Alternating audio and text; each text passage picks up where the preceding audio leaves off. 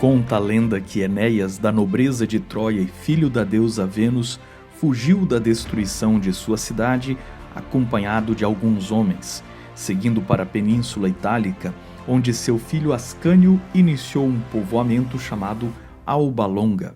Ao morrer, Silvio Procas, 12º rei da Alba Longa, teria deixado 2 filhos. O mais moço, Amulho, apoderou-se do trono preterindo Numitor, o mais velho. Para garantir o reinado de seus descendentes, matou Lauso, filho de Numitor, e obrigou sua sobrinha Réia Sílvia a jurar castidade. Contudo, Marte, o deus da guerra, tornou Réia Sílvia mãe dos gêmeos Rômulo e Remo. Quando Amulho soube disso, condenou Réia Sílvia à morte e ordenou que os 2 recém-nascidos filhos do deus da guerra fossem lançados numa cesta no rio Tibre. Arrastadas pelas correntezas, as crianças teriam sido encontradas na base do Monte Palatino por uma loba que passou a amamentá-los. Nos rastros da loba, pastores da vizinhança encontraram os gêmeos e se encarregaram de criá-los. Ao crescerem, num ato de vingança, eles tomaram o palácio de Alba Longa, mataram o rei Amulho e coroaram novamente o avô Numitor. Em sinal de gratidão, receberam a autorização para fundar uma cidade no local em que haviam sido abandonados. Por vontade dos deuses, o povoado, logo cercado de muralhas, foi batizado de Roma. Remo zombou do fosso de defesa aberto ao longo da muralha e foi morto pelo furioso irmão Rômulo. Ambicioso em seus projetos, este começou a povoar a cidade com pastores, bandidos, escravos e fugitivos e aventureiros de todos os lugares. Mas como não haviam mulheres para casar com estes fundadores romanos, Rômulo tentou sem sucesso acordos de casamento com tribos vizinhas, até que, frustrado, deu uma festa a Netuno e nesta os romanos raptaram as mulheres sabinas, levando-as em seus braços, o que, segundo alguns, seria a origem da tradição do noivo carregando a noiva. Rômulo jurou ao deus Júpiter Stator que, se vencesse os sabinos, edificaria um templo, e o teria feito onde séculos mais tarde foi construído o Fórum Romano. Esta é a lenda da fundação de Roma, que teria iniciado, segundo seus poetas, em 21 de abril de 753 a.C. Mas a história por trás da lenda vamos te contar neste vídeo, além de relatar o que ocorria paralelamente no resto do mundo, para que você entenda em que mundo Roma surgiu.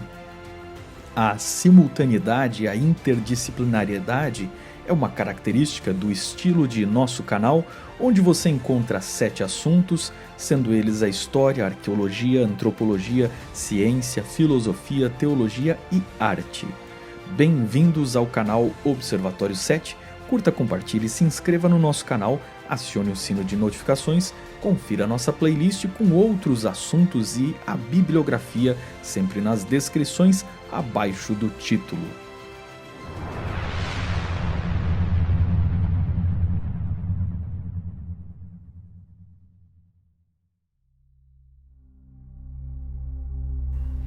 Em 811 a.C., estava morrendo o rei assírio Shamash-Adad V, filho do grande Salmanaser III, que subjugou Israel com tributos. No lugar dele, sua esposa Shanmuramat assumiu o trono até 808 a.C., quando o filho deles, Adad-Nirari III, completou a maioridade para assumir o trono. O trono assírio era um trono de guerreiros, e uma criança não podia reinar como ocorria em Judá, e nestas circunstâncias incertas, Shanmuramat, que entrou para a história mais conhecida como Semirâmides, reinou sobre o trono semita patriarcal e extremamente violento da Assíria. Foi algo notável e por isso mesmo ela se tornou lendária em vários contos dos persas e gregos e mesopotâmios, além dos armênios, que criaram mitologias mais tarde em cima de sua história. Só para não perder o rumo deste vídeo, fechamos este parênteses sobre Semirâmides dizendo que, dadas as inúmeras versões de sua lenda, que acabou por associá-la à fundação de Nimrud, ou Calá, a cidade onde ela reinou e passou a ser capital em lugar de Assur, por associação histórica e geográfica, alguns mitos a empurraram para os tempos pré-históricos, onde, segundo a Bíblia, Nimrod, o construtor da Torre de Babel, fundou Assur e Calá, cidades assírias.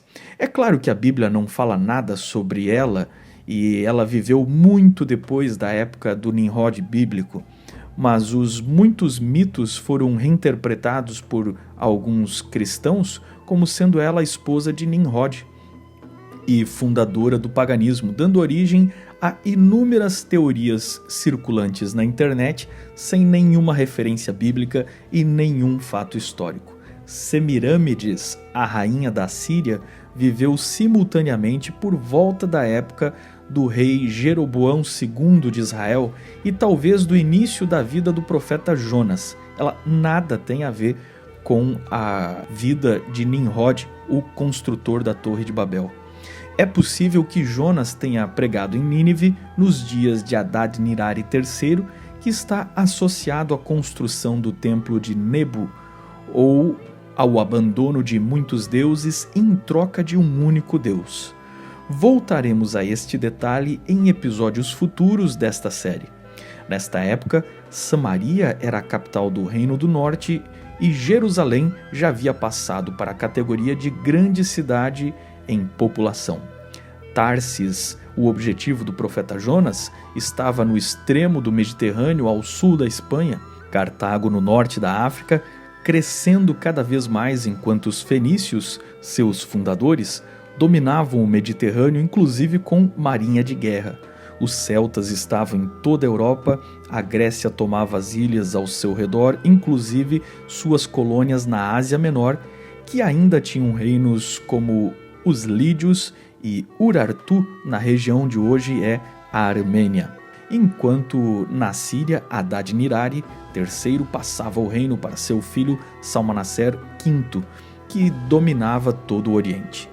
Em 780 a.C., os chineses da dinastia Zhou registraram o primeiro eclipse solar que temos um registro histórico.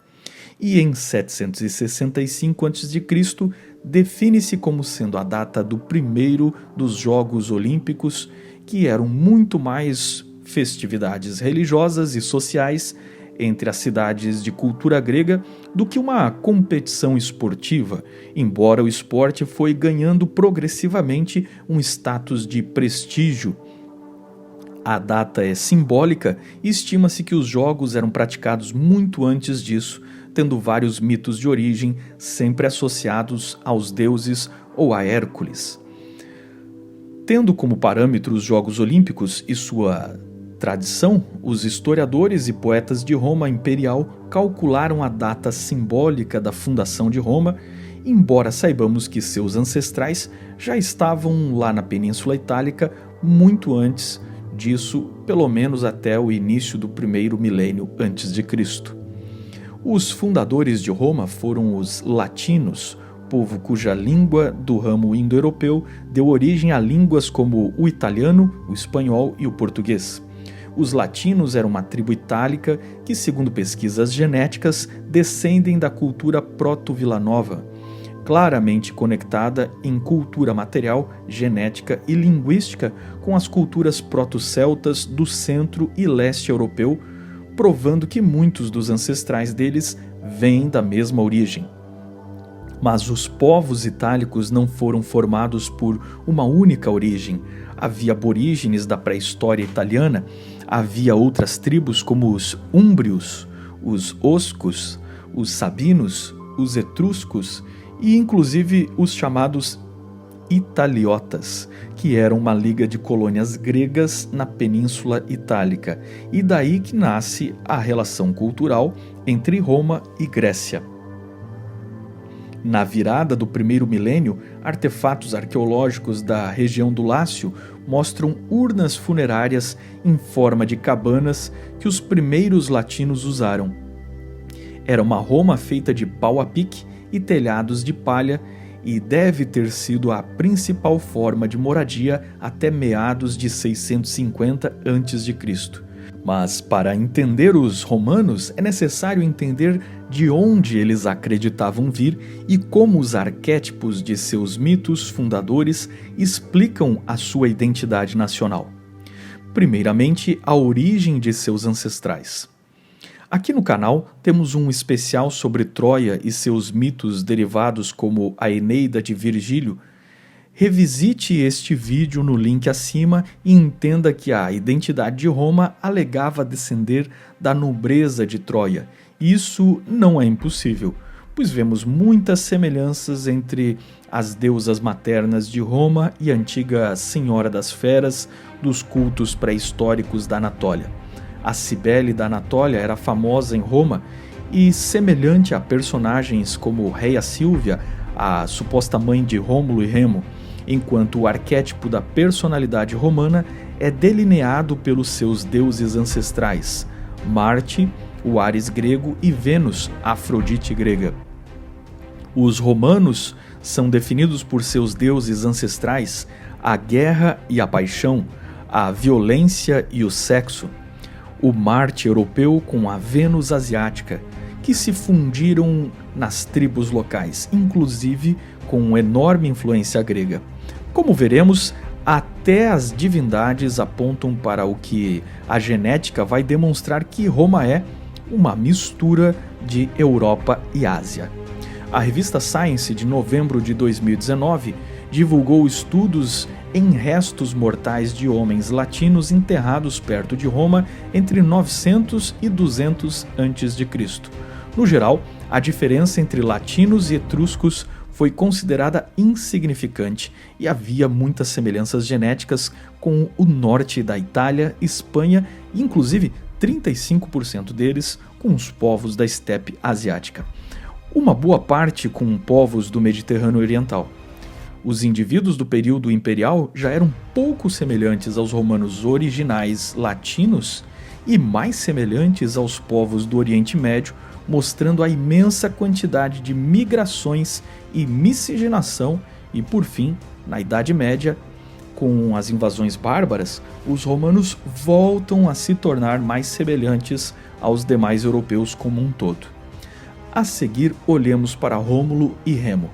A palavra latina para loba, lupa, era usada coloquialmente para designar uma prostituta, o que levou o historiador romano Lívio, 20 anos antes de Cristo, a se perguntar se a loba não seria uma prostituta casada com o pastor que encontrou os gêmeos. Não teriam os pagãos seguido seu costume antigo de abandonar filhos indesejados à beira de rios ou florestas e então foram encontrados e adotados por uma meretriz? Afinal, os romanos se consideravam filhos da deusa do sexo?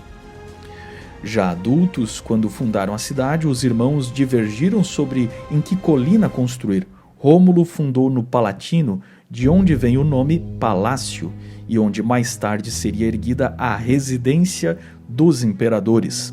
Remo escolheu o Aventino, mas foi morto por invadir os domínios do irmão. A lenda não é para ser literal, mas explica a índole romana, que puniria sempre com a morte quem os desafiasse. E mais do que isso, o fratricídio seria o arquétipo das inúmeras guerras civis de Roma e a disputa entre seus generais, onde vemos romanos matando romanos, algo muito comum na própria história de frieza da nação que dominaria o mundo. Rômulo agregou à sua vila, que viria a ser a cidade para onde todos os caminhos convergiriam, homens de todos os tipos e índoles. Gregos não davam sua cidadania a ninguém, mas os romanos aceitaram em sua fundação e ao longo de sua história pessoas de todos os povos.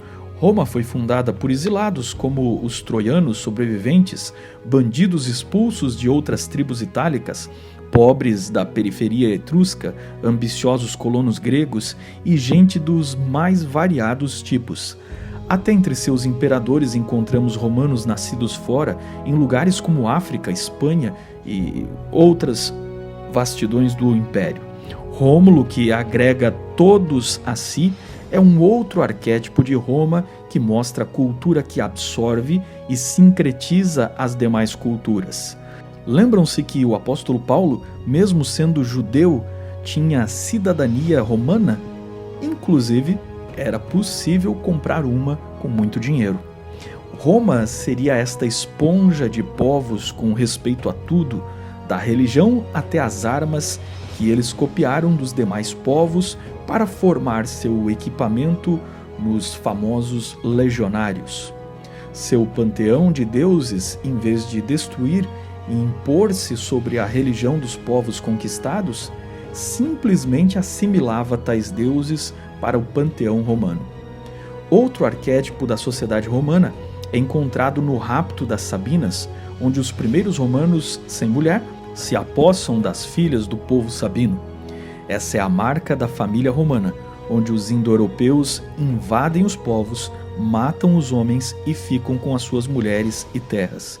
O rapto em si distingue o valor da mulher na sociedade romana, que era considerada propriedade do marido, plenamente livre para agir como quisesse, enquanto ela se dedicava ao lar, aos filhos, aos deuses e estava num patamar entre os escravos e os homens livres. Encontramos profetisas liderando Israel e mulheres no trono do Egito e até, como vimos brevemente, como regente na patriarcal Assíria. Mas em Roma, as mulheres eram o arquétipo das pobres sabinas, raptadas e que ainda tinham que se considerar com sorte de terem sido escolhidas pelos romanos.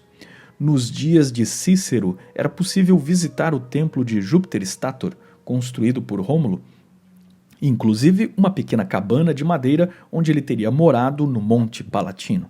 Os romanos tornaram isso uma cultura simbólica tão real que forjava os seus ideais. Rômulo era o filho do deus Marte, e por isso os filhos de Roma não temiam a guerra. O limite entre o mito e a história é muito vago.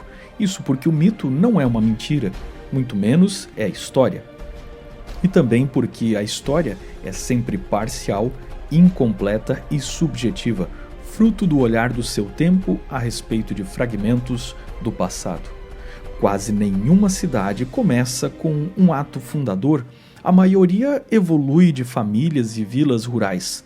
Rômulo é sem dúvida um nome fantasia do tipo o Senhor Roma, ou o arquétipo para estes fundadores que realmente podem descender dos povos locais com recém-chegados que se mesclaram e certamente vieram de lugares como Ásia e Grécia. A ancestralidade de Enéas de Troia pode até ser um poema de Virgílio para propaganda imperial, mas não se inventa uma mentira e todo mundo sai acreditando nela, a menos que tenha alguma lógica e tenha partido de uma verdade. Muito antes de Virgílio, a história de Enéas foi lembrada pelos gregos que, 5 séculos antes, já conheciam sua trajetória pelo Mediterrâneo, sua passagem em Cartago e na ilha de Delos. Dionísio de Alicarnasso fazia referência a um histórico túmulo de Enéas. Então, existiu o arquétipo Enéas, representando troianos ou asiáticos que, movimentados pelas grandes guerras e distúrbios do fim da Era do Bronze, chegaram na Península Itálica até o início da Idade do Ferro. Segundo o livro SPQR, Uma História de Roma, de Mary Beard, é quase impossível reconstruir uma narrativa coerente que substitua as lendas de Rômulo e Enéas. De fato, em 1899, o arqueólogo Giacomo Boni escavou uma extremidade do Fórum Romano, perto do Capitólio. Abaixo de uma pedra negra, ele encontrou uma coluna com uma inscrição em latim arcaico que conecta a cultura material ao texto dos poetas sobre as origens de Roma. A coluna tem a palavra resei em latim antigo, ou rex, e aponta para confirmar que, nesta época, a cidade, tal como contada por seus poetas, era dominada por reis. A datação comparada do tipo de escrita aponta para uma variante entre 700 e 400 a.C. e confirmaria a narrativa de Lívio de que, depois de Rômulo, 6 monarcas reinaram na cidade que, antes de receber o nome de Roma, segundo alguns historiadores, teria se chamado Septimontium, a cidade das 7 colinas. Este foi o começo da cidade que construiria um império mundial, forjaria a cultura ocidental e iria desempenhar um papel dominante no mundo, muito além do seu império. Todos os caminhos levam a Roma, como diz o ditado, e daqui em diante, na nossa narrativa, vez ou outra, e até o final da história humana, Roma estará, de uma forma ou de outra, entre os grandes protagonistas da história.